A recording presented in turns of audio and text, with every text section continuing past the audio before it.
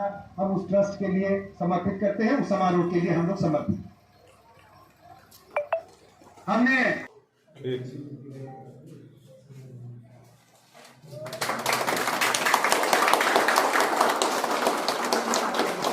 बच्चों को एकदम प्रिंट मूल्य पर एनसीईआरटी की ओरिजिनल किताब हम अपने बच्चों को उपलब्ध कराएं, नोटबुक उपलब्ध कराएं और उनका साल भर का खर्चा गार्जियन पर भी उतना ना आए। तीसरा हमने ये किया है कि जो भी बच्चा मेरे पास आए, हमने 20 बच्चे रखे हैं पर क्लास, 20 से ज्यादा बच्चा हमने नहीं रखा, 20 बच्चे, ताकि हम एक एक बच्चे पर ध्यान दे सकें। और जो भी बच्चा यहाँ पर आए वो बच्चा कल को ये न कहे कि मैं किस स्कूल में गया था, अब वो बच्चा कहाँ है, क्या कर रहा है। उस बच्चे की एक निशान हम छोड़ेंगे, यही हमारा चिंतन है। और किडजी के टाइम में दीदी प्रोफेसर इंदिरा झा आकर के हमें आशीर्वाद दिया था, यहाँ पे उन्होंने इसका ओपनिंग किया था। आज किडजी और पैरामाउंट दो एक ही कैंपस में, किडजी हमारे लिए एक आधार है, पैरामाउंट उसके आगे का जगह है। और जैसा हमने उस वक्त कहा था कि हम प्राइमरी सेक्शन जाएंगे, हम चले गए हैं अभी आप लोगों के आशीर्वाद से। और अगले 2024 में अप्रैल से हमारा क्लास 12वीं तक सेकेंडरी का हम यहाँ पर शुरुआत करेंगे। ये हमारा प्रण है और ये होगा, उसकी तैयारियां शुरू है। हम इस बार ही सोच रहे थे कि 12वीं तक चले जाएं, लेकिन वो थोड़ा ज्यादा भारी पड़ता, बहुत सारे खर्चे हैं। लोग फीस के बारे में पूछते हैं कि बहुत ज्यादा होगा, क्या है। स्कूल के बारे में शायद लोगों को शायद ये जानकारी होगी कि स्कूल अच्छा है, इसीलिए फीस के बारे में पूछ लेते हैं। हम इसके बारे में एक ही बात कहना चाहते हैं कि अगर यहाँ एक ऐसा आदमी, कोई भी कारोबार, सब काम ही है, अगर वो पॉलिश करके अपना घर परिवार चला रहा है और अगर उसका बच्चा यहाँ पर किडजी में पढ़ रहा है तो आपको सोचने की जरूरत नहीं, हम ये कहते हैं।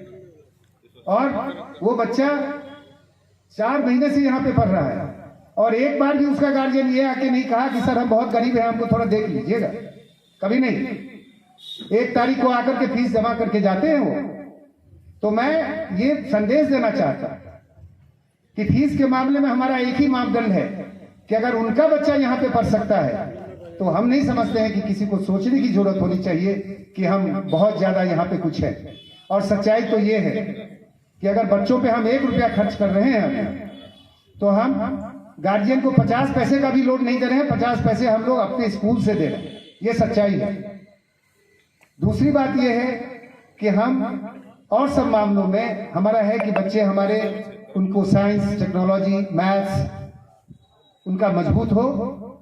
स्कूल हमने खोला है, 100 मील लंबी यात्रा एक छोटे कदम से शुरू होती है। अगर हम बैठे बैठे सोचते रहेंगे कि 100 मील दूर जाना है तो हम एक कदम भी नहीं ले सकेंगे। हमने पहला कदम लिया है। हम जानते हैं कि अभी हमारे पास बाकी स्कूलों की तुलना में शायद काफ़ी कमियां हों, हम भी अपने अनुभव से सीखेंगे। कुछ जो चीज़ें हैं जिस पे स्कूल प्रबंधन का पूरा ध्यान है वो है स्कूल को चीज़ प्रोसेस में है, लेकिन ये है कि स्कूल को सीबीएसई की मान्यता शीघ्रातिशीघ्र मिले। इसके लिए प्रयास में लगे हुए हैं। उम्मीद है कि अगले 6-8 महीने में, इससे पहले कि ये पहला सेशन अगली क्लास में जाए, हमारी कोशिश रहेगी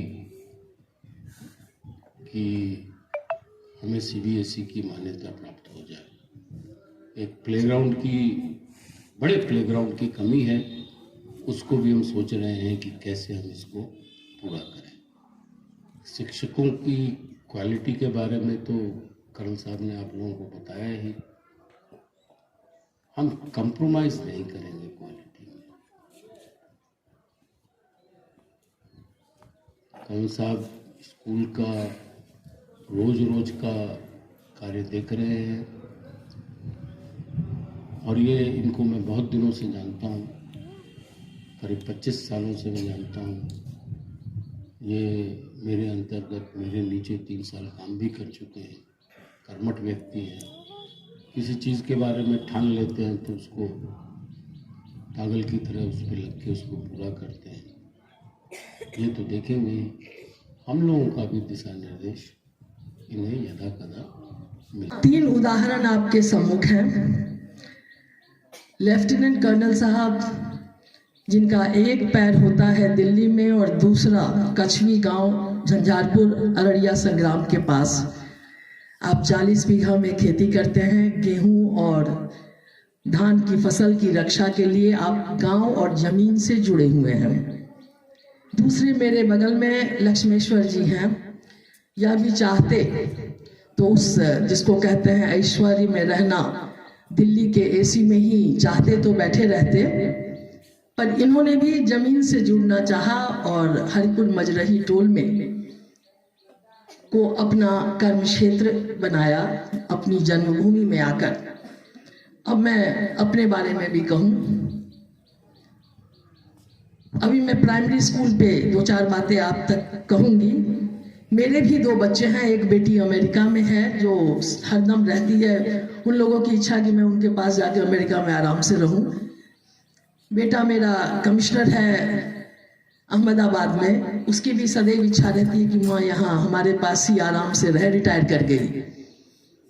पर मैंने भी उन सभी सुख साधनों को छोड़कर अपनी मिट्टी से, अपनी जमीन से जुड़कर, जो जगत गुरु शंकराचार्य की जन्मभूमि है और वो मेरी भी जन्मभूमि है, वहां पर आकर कुछ अपने अध्यात्म, धर्म, सनातन धर्म की रक्षा के लिए जो मिथिला का गौरव है, उसका यहाँ पर हम सबों को गौरव हो, इस क्षेत्र में मैं भी कुछ कार्य आप सबों की जानकारी में कर रही हूँ।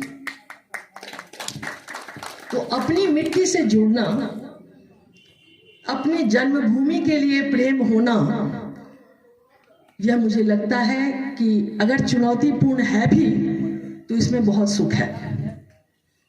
और उस सुख का अनुभव हम तीनों ही यहाँ जो आपके सम्मुख हैं वो कर रहे हैं। आज बहुत ही प्रसन्नता की बात है कि पैरामाउंट नाम है इस प्राइमरी स्कूल का। हमको पैरामाउंट का अर्थ पता होना चाहिए। पैरामाउंट का मीनिंग क्या होता है, उसका अर्थ क्या है? उसका अर्थ होता है सबसे अच्छा। यदि हमारा उद्देश्य, हमारा लक्ष्य कुछ सबसे अच्छा करने का हो, तो जब लक्ष्य अच्छा होगा, जो कुछ असंभव कार्यों को करने की सोचते हैं उन्हीं का इतिहास बनता है। तो इस मायने में यह पैरामाउंट स्कूल के लिए मेरी पूर्ण शुभकामना है, हम सबों की शुभकामना है कि यह वस्तुतः पैरामाउंट हो।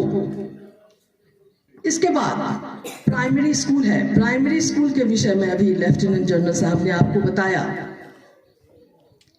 प्राइमरी स्कूल ही शिक्षा की रीढ़ है। मैं चूंकि प्राइमरी स्कूल से जुड़ी रही हूं, मैंने 13 वर्षों तक शिक्षिका और प्रिंसिपल के रूप में प्राइमरी स्कूल में ही काम किया है। मैं यूनिवर्सिटी सर्विस में तो बाद में आई। अभी आप सबको को पता है कि सीएम कॉलेज से प्रोफेसर हेड के रूप में ललित नारायण मिथिला यूनिवर्सिटी से मैं अभी 31 अगस्त 2022 को रिटायर हुई हूँ। मैं कॉलेज के एजुकेशन की स्थिति पर कोई बात नहीं करूंगी, आपने कही है। अगर प्राइमरी स्कूल ठीक है, यदि प्राइमरी स्कूल की शिक्षा ठीक है, तो बहुत अधिक आगे कोई मेहनत करने की आवश्यकता टीचर्स को नहीं होती है। अब एक हमारे बीच लेफ्टिनेंट साहब बैठे हैं। प्राइमरी की बात है, लेफ्टिनेंट वर्ड का स्पेलिंग याद करने में दम निकलता था। अभी भी अगर पूछा जाए तो बहुत लोग सोचने लगेंगे कि भाई लेफ्टिनेंट का स्पेलिंग क्या होता है।